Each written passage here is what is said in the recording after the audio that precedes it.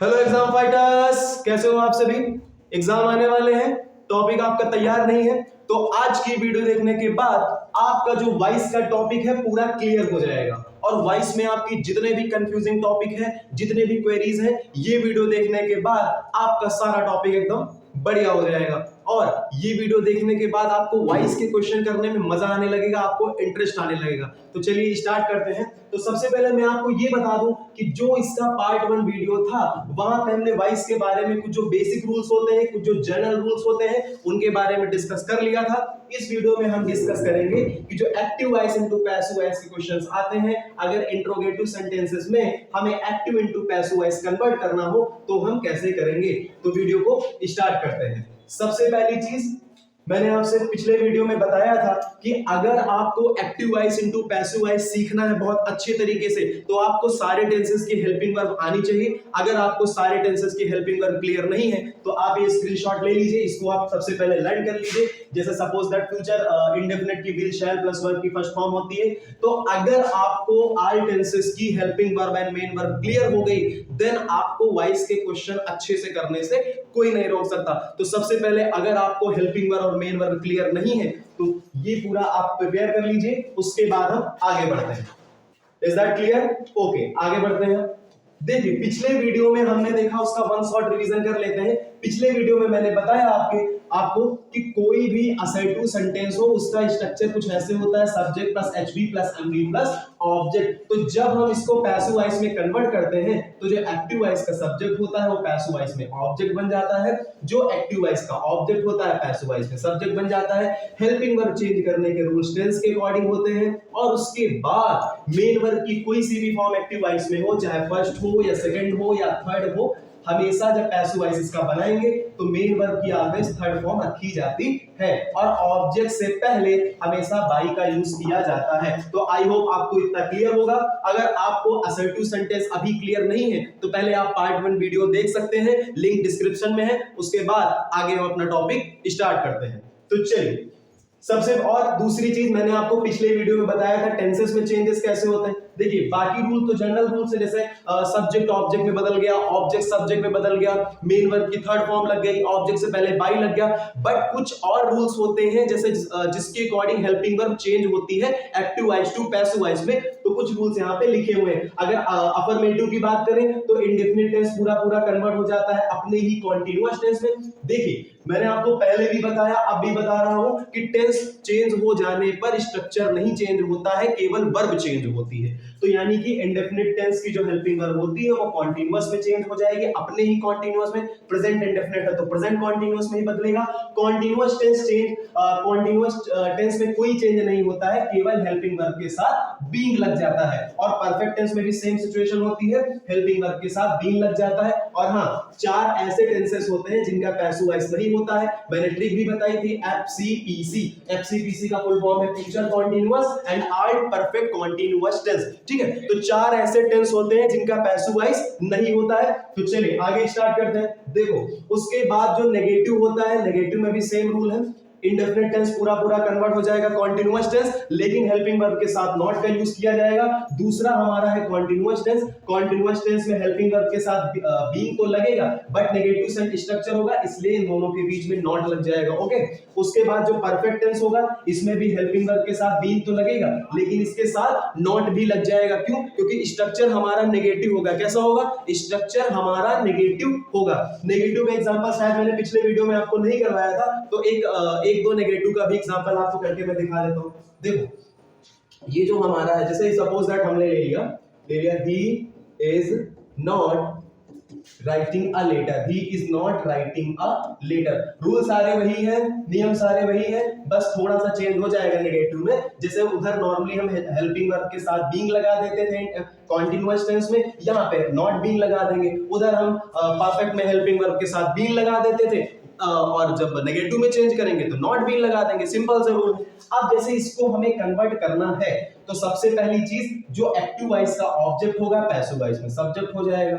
ठीक है, और उसके बाद किसी भी सेंटेंस का स्ट्रक्चर कुछ ऐसे होगा, subject plus HB plus MB plus object. फिर हम हेल्पिंग वर्ब की बात करेंगे। हेल्पिंग वर्ब हमारी इज है, क्या है भाई, इज है, ठीक है। तो नेगेटिव सेंटेंस है तो लिख देंगे is not being, is not being. क्यों? क्योंकि कॉन्टिन्यूअस टेंस की जो हेल्पिंग वर्ब होती है उसके साथ नॉट बीइंग लग जाएगा नेगेटिव में, ठीक है। मेन वर्ब की कोई सी भी फॉर्म हो, हमेशा यहाँ पे थर्ड फॉर्म का ही यूज किया जाएगा, तो यहाँ पे हो जाएगा रिटन, ठीक है। फिर ऑब्जेक्ट लिखने से पहले हम लगाएंगे बाई, और उसके बाद यहाँ का जो सब्जेक्ट होगा वहां पे ऑब्जेक्ट बन जाएगा, तो ही सब्जेक्टिव है, ही का सब्जेक्टिव होता है, ऑब्जेक्टिव होता है हिम, ठीक है। अगर आपको प्रोनाउंस नहीं क्लियर है तो पिछले वीडियो में मैंने प्रोनाउंस के भी बारे में बताया था कि प्रोनाउन कैसे चेंज होता है सब्जेक्टिव में और ऑब्जेक्टिव में, तो आप वो वीडियो देख सकते हो। चलिए आगे देखते हैं। अब उसके बाद इतना हमारा सारा क्लियर हो गया। इस वीडियो की अब बात करते हैं। तो इस वीडियो में हम सभी सीखने वाले हैं कि जो इंट्रोगेटिव सेंटेंस होता है उसका active voice to passive voice हम कैसे कन्वर्ट करेंगे। देखो पहली चीज, जो टेंस को लेके रूल है, टेंस की हेल्पिंग वर्ब्स को लेके रूल है वो सभी सेम रहेंगे।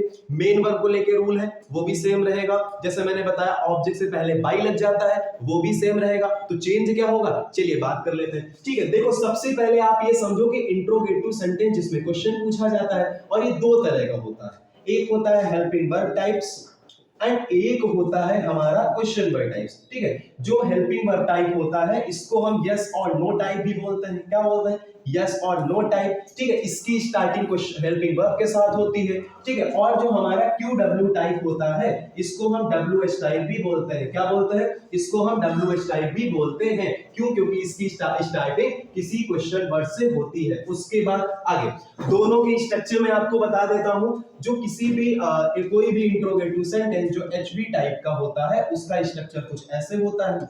कोई भी टेंस हो, सबसे पहले हेल्पिंग वर्ब होती है, फिर सब्जेक्ट होता है, फिर मेन वर्ब होती है, देन ऑब्जेक्ट होता है। तो जब हम इसको active voice to passive voice में कन्वर्ट करेंगे, जब हम इसको active voice to passive voice में कन्वर्ट करेंगे तो देखो हेल्पिंग वर्ब तो चेंज हो जाएगा टेंस के अकॉर्डिंग। किसके अकॉर्डिंग चेंज होगा, ये चेंज हो जाएगा टेंस के अकॉर्डिंग। और टेंस के रूल क्या होते हैं, टेंस के रूल मैंने आपको समझाए हैं, ठीक है। उसके बाद सिंपल से रूल, जो यहाँ का ऑब्जेक्ट होगा वो यहाँ पे सब्जेक्ट बन जाएगा, ठीक है। और सब्जेक्ट के बाद जो मेन वर्ब की यहाँ कोई सी भी फॉर्म हो, फर्स्ट हो, सेकंड हो या फिर यहाँ पे थर्ड फॉर्म हो, हमेशा यहाँ पे मेन वर्ब की थर्ड फॉर्म का ही यूज किया जाएगा। Is that clear? उसके बाद लास्ट में आ जाएगा object, but we know that कि ऑब्जेक्ट से पहले बाई का यूज होता है। और अगर ऑब्जेक्ट में कोई प्रोनाउन आ रहा है तो प्रोनाउन कैसे चेंज होता है इसके बारे में मैंने बताया। जैसे ही हिम में कन्वर्ट हो जाएगा, शी हर में कन्वर्ट हो जाएगा, दे दम में देम में कन्वर्ट हो जाएगा, वी अस में कन्वर्ट हो जाएगा। ओके, सिंपल सा क्वेश्चन मार्क लगा देंगे। अब एक एग्जांपल ले लेते हैं, ठीक है। एग्जांपल हमने ले लिया, एग्जांपल के तौर पे जैसे सपोज दैट हमने ले लिया is he writing a letter, is he writing, वही छोटा सा एग्जांपल ले ले, is he writing a letter. Okay, जब हम इसको पैसिव वॉइस में कन्वर्ट करेंगे तो फिर अब देखते हैं। ओके, मैं गारंटी देता हूं आपको एग्जाम में अगर कोई active voice to passive voice का क्वेश्चन आता है तो आप आंख बंद करके चुटकियों में उस क्वेश्चन को सॉल्व कर दोगे। बस मेरे साथ बने रहो, रूल टू रूल सीखते चलते हैं। ओके, तो सबसे पहली चीज मैंने बताया कि हेल्पिंग वर्ब अपने रूल्स के अकॉर्डिंग चेंज होगी। इज लगा हुआ है यानी कि प्रेजेंट कॉन्टिन्यूअस टेंस है, तो मैंने बताया जो कॉन्टिन्यूअस टेंस होता है उसकी हेल्पिंग वर्ब में क्या लग जाता है, बीइंग लग जाता है। क्या लग जाता है, बीइंग लग जाता है। तो लेकिन जो इंट्रोगेटिव सेंटेंस का स्ट्रक्चर होता है उसमें डायरेक्ट आप हेल्पिंग वर्ब यहाँ पे इज लिख के डायरेक्ट इज बीइंग नहीं लिख दोगे, डायरेक्ट आप इज बीइंग नहीं लिख दोगे। इसका स्ट्रक्चर कुछ ऐसे होगा, हेल्पिंग वर्ब लिखोगे, फिर सब्जेक्ट लिखोगे, फिर आप बीइंग लगाओगे। हेल्पिंग वर्ब लिखोगे, फिर स्ट्रक्चर लिखोगे, फिर आप बीइंग लगाओगे। अच्छा, मैं आपको एक स्ट्रक्चर ही बता देता हूं। देखो, एक स्ट्रक्चर ही बता देता हूं। देखो, अगर रही बात इंडेफिनिट टेंस की तो वो तो अपने कॉन्टिन्यूअस में बदल जाएगा।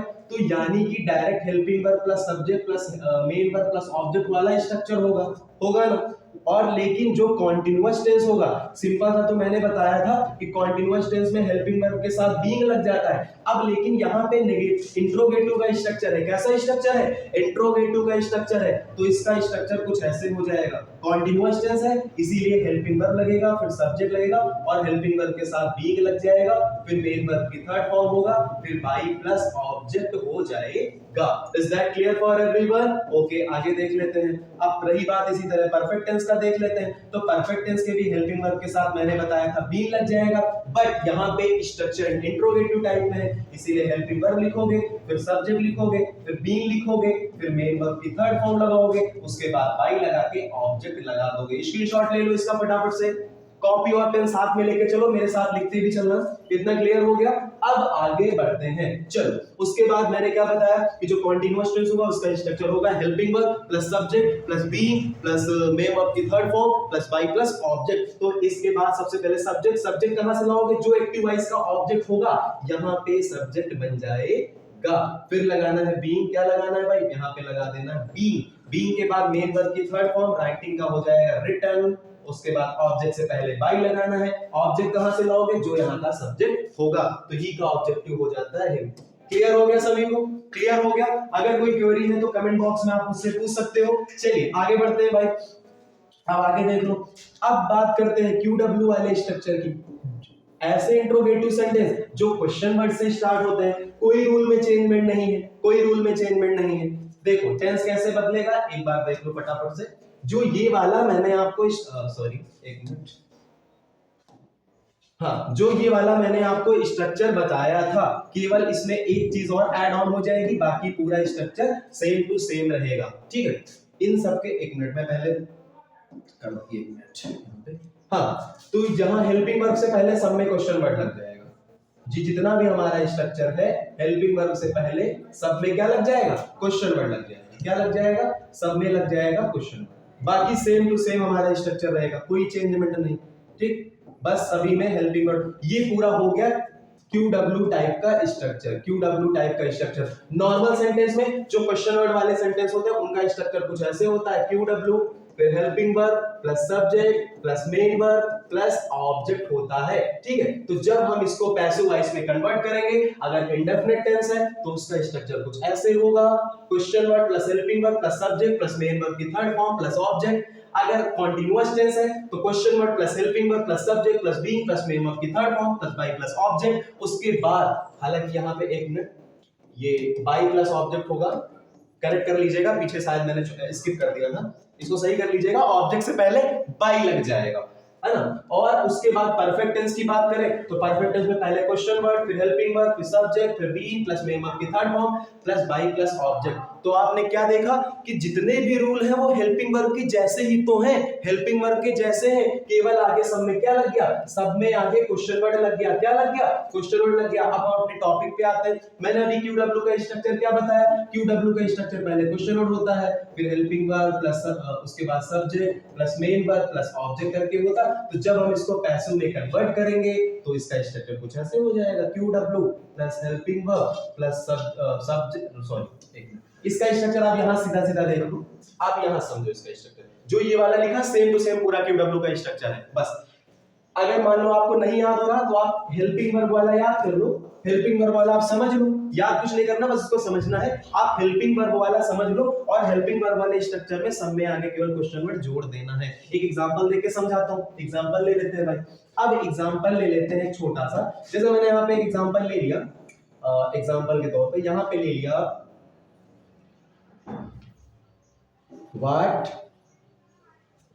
what is he eating? What is he eating? एक मिनट, दूसरा एग्जांपल, एक मिनट सॉरी, एक छोटा सा एग्जांपल यहाँ पे ले लेते हैं। एग्जांपल के तौर पे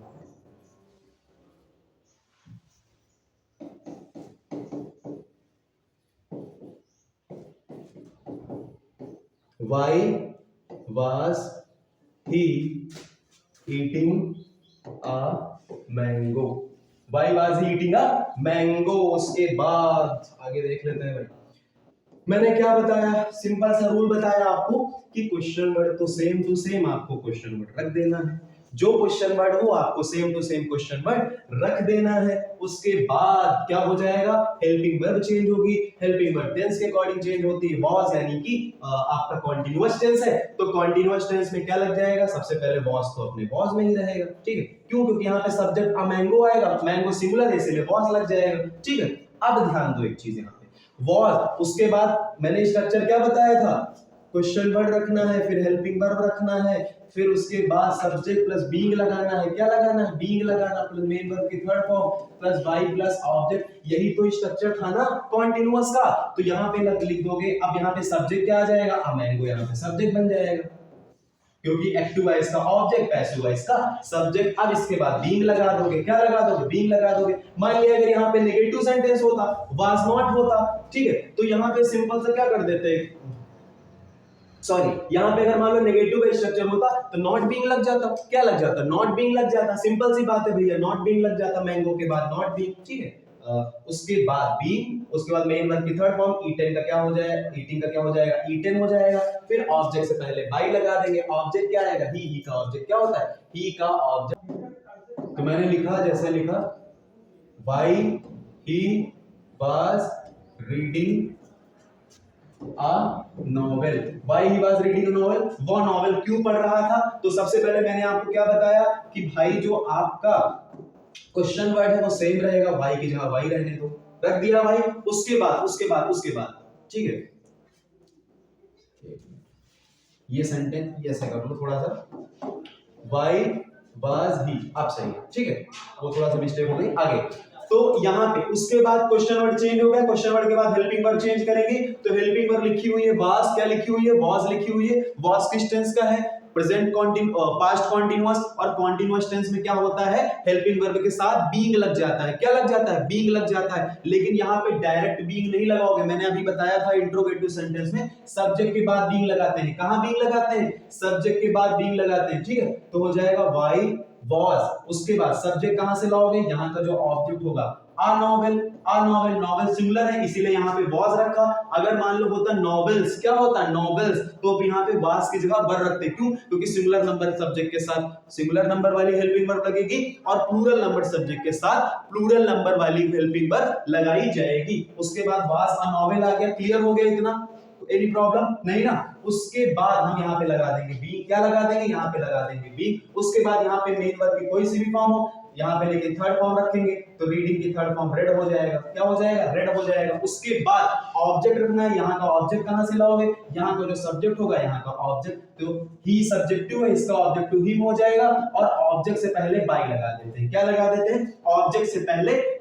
अब एक अदर रूल के बारे में देखेंगे कि अगर हमारा क्वेश्चन वर्ड हु हो या फिर हमारा क्वेश्चन वर्ड हुम हो, तो उसको हम पैसिव वॉइस में कैसे कन्वर्ट करेंगे। देखो बाकी सारे रूल तो सेम है, बट हु और हुम का जो रूल होता है वो ट्रांसलेशन में भी थोड़ा सा अलग है और active voice to passive voice में भी थोड़ा सा अलग होता है। आप एक चीज समझो, जो ये हु है ना, अगर किसी इंट्रोगेटिव सेंटेंस में क्वेश्चन वर्ड हु हो, क्या हो?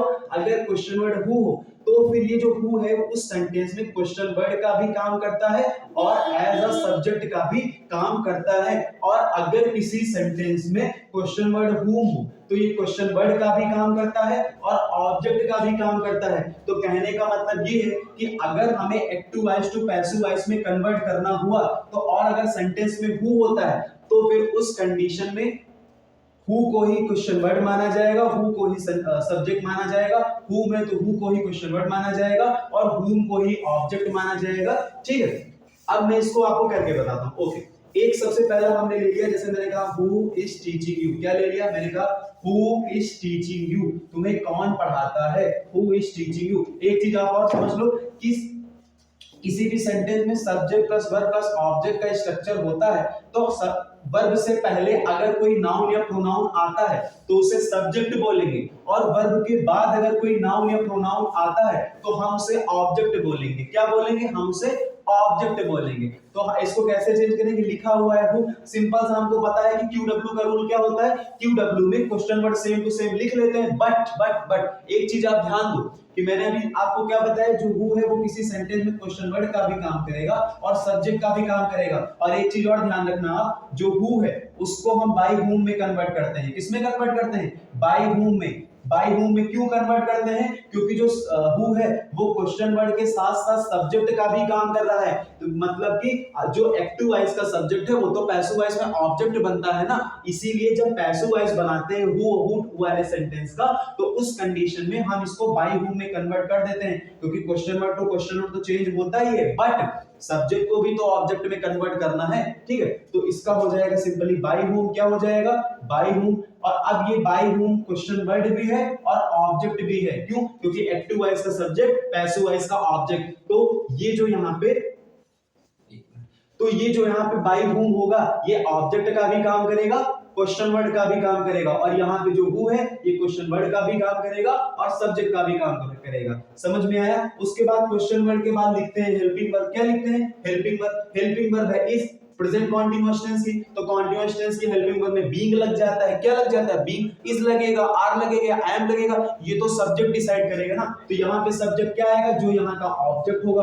ऑब्जेक्ट क्या है, यू, जो कि प्लूरल नंबर सब्जेक्ट है, यानी कि प्लूरल नंबर सब्जेक्ट के लिए आर लगता है, तो हो जाएगा by whom are you being. Being यहाँ पे क्यों लगाया, मैंने आपको पहले बता रखा है कि जो बीइंग होता है वो सब्जेक्ट के बाद लगता है इंट्रोगेटिव सेंटेंस में, उसके बाद क्वेश्चन वर्ड हो गया, हेल्पिंग वर्ब हो गई, सब्जेक्ट हो गया, उसके बाद मेन वर्ब की थर्ड फॉर्म टीचिंग का हो जाएगा, टॉट क्या हो जाएगा, टीचिंग का हो जाएगा टॉट। उसके बाद ऐसे नॉर्मल सेंटेंस में हम आगे बाई प्लस ऑब्जेक्ट लिखते थे, लेकिन यहाँ पे तो हम ऑब्जेक्ट पहले ही लिख चुके हैं। अब कहोगे कि ऑब्जेक्ट तो कोई और वर्ड, ये क्वेश्चन वर्ड कहां से आ गया, तो मैंने आपको पहले बताया कि अगर किसी सेंटेंस में हु है तो क्वेश्चन वर्ड के साथ साथ सब्जेक्ट का भी काम करता है, और अगर ये सब्जेक्ट का काम करता है तो सब्जेक्ट को तो ऑब्जेक्ट में बदलना है, तो हमने इसको क्वेश्चन वर्ड के साथ ऑब्जेक्ट में बदल दिया, और इसका ऑब्जेक्ट टू क्या होगा, बाय whom। क्लियर हो गया, इज दैट क्लियर। ओके, इससे रिलेटेड अगर कोई क्वेरी है तो आप उसे कमेंट बॉक्स में पूछ सकते हो। अब उसके बाद एक और एग्जांपल लेते हैं whom वाला। तो अगर मैं बोलूं whom are you calling, whom are you calling, तुम किसे फोन कर रहे हो, तुम किसे फोन कर रहे हो। यहाँ पे ये जो you है नाउन वर्ब के पहले है, इसीलिए सब्जेक्ट है, इसीलिए क्या है, सब्जेक्ट। मैंने आपको स्टार्टिंग बताया अगर किसी सेंटेंस में who हो तो क्वेश्चन वर्ड के साथ वो सब्जेक्ट का भी काम करेगा, अगर किसी सेंटेंस में whom हो तो क्वेश्चन वर्ड के साथ साथ वो ऑब्जेक्ट का भी काम करेगा। कहने का मतलब जो whom है ये क्वेश्चन वर्ड होने के साथ साथ ऑब्जेक्ट भी है, यानी कि पैसिव वॉइस में जो एक्टिव वॉइस का ऑब्जेक्ट होता है पैसिव वॉइस में क्या बन जाता है, सब्जेक्ट। तो यानी कि हम whom को काहे में कन्वर्ट कर देंगे, who में कन्वर्ट करेंगे। काहे में कन्वर्ट करेंगे, who में। whom जो कि क्वेश्चन वर्ड होने के साथ साथ ऑब्जेक्ट भी है, और who क्या होता है, क्वेश्चन वर्ड होने के साथ साथ सब्जेक्ट। तो whom का सब्जेक्ट टू क्या हो जाएगा, who हो जाएगा। ठीक है, तो whom की जगह हम यहाँ पे who लिख देंगे, क्या लिख देंगे, who लिख देंगे। ठीक, तो यानी कि ये क्वेश्चन वर्ड भी है और सब्जेक्ट भी है। अब इसके बाद हम चेंज करेंगे हेल्पिंग वर्ब। क्या चेंज करेंगे, हेल्पिंग वर्ब। देखो जो who होता है इसको सिंगुलर नंबर सब्जेक्ट माना जाता है। क्या माना जाता है, इसको सिंगुलर नंबर, क्योंकि who जो है सब्जेक्ट का काम कर रहा है सेंटेंस में, इंट्रोगेटिव सेंटेंस में, तो इसको सिंगुलर नंबर सब्जेक्ट माना जाएगा, सिंगुलर नंबर सब्जेक्ट माना जाएगा। तो जब सिंगुलर नंबर सब्जेक्ट माना जाएगा तो ये जो आर था इसको ये इज हो जाएगा। क्या हो जाएगा, इज हो जाएगा। और अब इसके बाद सब्जेक्ट तो ऑलरेडी हम पहले कन्वर्ट कर चुके हैं, इसीलिए इस के साथ हम डायरेक्टली बीइंग लगा देंगे, क्योंकि अब कुछ आगे बचा नहीं लिखने को। ठीक, तो क्वेश्चन वर्ड हो गया, हेल्पिंग वर्ब हो गया, और क्वेश्चन वर्ड ही ऑलरेडी सब्जेक्ट है तो इतना हो गया। अब हम बदलेंगे हमारी मेन वर्ब, तो कॉलिंग का थर्ड फॉर्म हो जाएगा कॉल्ड। क्या हो जाएगा, कॉल्ड हो जाएगा। उसके बाद ऑब्जेक्ट कहां से लाओगे, यहाँ का जो सब्जेक्ट होगा whom are you calling, तुम किसे फोन कर रहे हो, तो ये you वर्ड सब्जेक्ट हो जाएगा, तो सब्जेक्ट को ऑब्जेक्ट बदल देंगे, you का ऑब्जेक्ट you ही होता है, और ऑब्जेक्ट से पहले by लग जाएगा। That is our answer. तो आई होप आपको असर्टिव सेंटेंसेस का जो एक्टिव वॉइस पैसिव वॉइस है ये समझ में आ गया होगा, और इंट्रोगेटिव सेंटेंसेस का जो active voice to passive voice है वो समझ में आ गया होगा। अब नेक्स्ट वीडियो में जो इसका अगला पार्ट वीडियो का है पार्ट 2, इसमें आपको मैं आपको एक्सप्लेन कर दूंगा कि जो आपका इंपरेटिव सेंटेंस होता है, कैसा सेंटेंस होता है, जो आपका इंपरेटिव सेंटेंस होता है उसको active voice to passive voice में कैसे कन्वर्ट करते हैं। बहुत छोटे छोटे रूल है, बहुत नॉर्मल से रूल है, उनको मैं नेक्स्ट वीडियो में आपको एकदम क्लियर कर दूंगा। दैट्स इट, तब तक के लिए जय हिंद, जय भारत, वंदे मातरम।